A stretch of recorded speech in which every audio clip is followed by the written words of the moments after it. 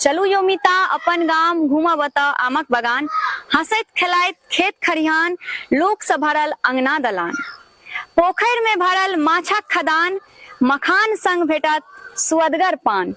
चलू योमिता अपन गाम घूमब त लीची कटहरक बगान, तोड़ि तोड़ि खायब गछपक्कू आम, गाछी में करब फेर हुरदंग वाला काम।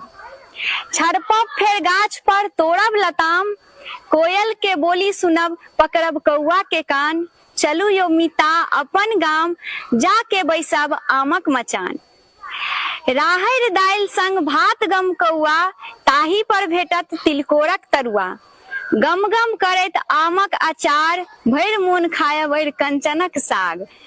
घूमब मेला खायब झिल्ली आ चॉप, तृप्त हैत मोन आ आत्मा जुड़ैत।